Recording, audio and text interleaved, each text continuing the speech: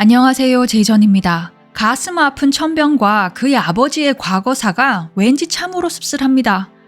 아무래도 지훈은 혼외자였던 걸까요? 지훈 외의 가족들의 화목한 모습을 볼 수 있었는데요.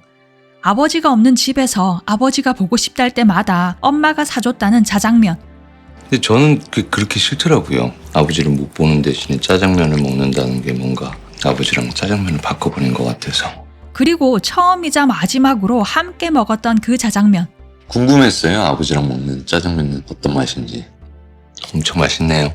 거기에서 아들이 아버지를 기소하겠다고 했을 때 그 결정을 내릴 때까지 겪었을 자식의 마음고생을 지훈의 아버지는 아는 듯 했고, 자신의 치부를 아들에게 들킨 아버지의 모습을 보는 지훈은 제발 아니길 바랬지만 그게 사실임에 마음이 더 아렸을 듯 하고, 강직하다 못해 꺾이면 꺾였지 헤어지지 못했던 지훈의 아버지가 돈 받아 처먹은 놈들의 발빠른 손절에, 돈 준 놈의 협박에, 뒤틀려버린 자신의 신념에, 아들에게 준 실망에 스스로 목숨을 저버리는 선택을 하는군요.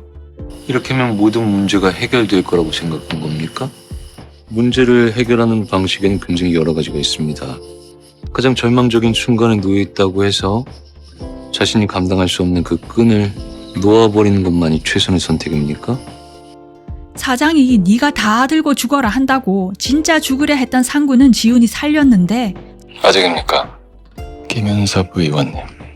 정작 JQ그룹 회장에게서 그 말을 들었던 아버지는 살리지 못했습니다. 아버지 같은 검사가 되고 싶었다는 말이 더 지훈 아버지의 결정에 기름을 부은 듯하고, 그렇게 아버지의 죽음을 목격하게 되는 지훈인데요. 아버지의 전화가 울립니다. 바로 그놈이죠.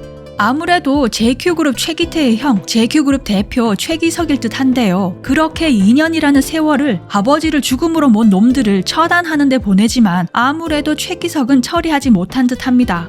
그렇게 2년이란 세월이 흐르고 점점 더 독고다이가 되어가며 검사라는 직업에 비관적이 되어갈 때쯤, 법인 100에서 일하며 그런 변호사 생활에 회의를 느끼던 주영이 지금 천변이 일하고 있는 그 사무실에 개업을 한 듯하고 청검을 영입하려 물밑 작업을 벌이고, 그곳에 사무장이 찾아오면서 사무장이 천변이 된 지훈의 첫 케이스가 되고 말이죠. 5년 전 최기태 사건으로 만나는 지훈과 주영. 주영은 재판에서 지는 사람이 술을 사기로 약속을 하면서 다음 만남을 기약하는데요.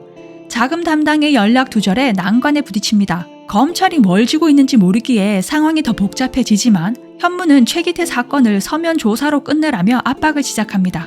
그렇게 재무 담당 직원에게 몽땅 덮어 씌우고 마무리하려 했지만 그게 지훈에게 먹힐 턱이 없죠.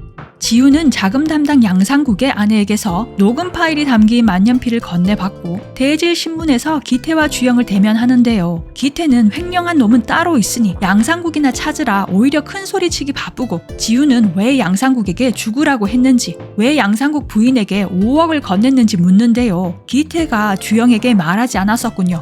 그 사이 그 녹음 파일을 들려주며 위력자 결의 방조죄로 긴급 체포해버립니다. 하지만 상국이 출두를 자처하고 상국이 죽지 않아 살인죄는 면하게 된 기태는 그저 기쁘기만 하고 사람을 죽인 것보다는 비리가 나았기에 흔쾌히 인정하고 구속을 선택합니다. 재판에서 진 주영은 지훈에게 술을 사는데요. 지훈이 즐겨 찾는 그곳이 바로 주영과 만났던 곳이었군요. 그렇게 노가리를 난생 처음 뜯게 되는 지훈인데요. 둘 사이의 호감도가 상승 중이군요. 그렇게 주영은 지훈이 3번 웃으면 자기랑 사귀자며 훅 하고 던집니다. 지훈은 비자금 사건을 끝까지 조사하려 하고 그 비리자금 출처와 행방을 찾기 바쁜 나날들을 보내는데요. 그 비자금의 흐름을 타고 간 곳에 국무총리 후보인 아버지 김윤섭의 차가 있고 갈등의 순간에 놓이게 됩니다. 그 갈등의 순간에 나타난 주영은 존경하는 사람이라면 자신은 수사할 거라며 그게 그분을 위한 일일 거라고 말하죠. 그렇게 처음이자 마지막으로 아버지와 자장면을 먹은 지훈은 자신의 결심을 아버지에게 알립니다. 자신이 검사였을 때 자신만 흔들리지 않는다면 세상을 바꿀 수 있을 줄 알았지만 아니었다며, 조금은 흠이 묻더라도 이 길을 가야 한다고 생각했다. 너만 도와주면 된다. 이제 다 왔으니 이번 사건을 묻어달라 하지만 흔들릴 수가 없는 지훈인데요. 아버지는 못합니다. 이제 제가 바로 잡을 겁니다. 제가 돕겠습니다. 이제부터라도 바로 잡으시죠. 죄를 지은 자가 마땅히 그에 합당한 처벌을 받는 사회를 지훈에게 가르친 이가 바로 지훈의 아빠였으니 이미 모순이 되어버린 자신이 총리가 되어서 꼭 그런 세상을 만들 거라는 아버지의 말을 지훈은 받아들일 수가 없고 자신의 신념대로 가고자 합니다.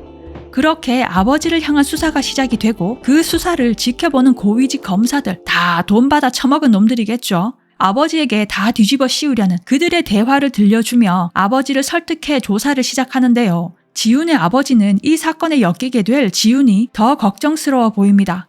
아버지처럼 되고 싶었다는 지훈의 말에 어딘지 모르게 쓸쓸해 보인다 했더만 살짝 불안불안하다 했더만 1층으로 내려가지 않고 엘리베이터는 위로 올라가길래 설마 했는데요. 지훈의 아버지가 건물에서 점프를 해버렸습니다.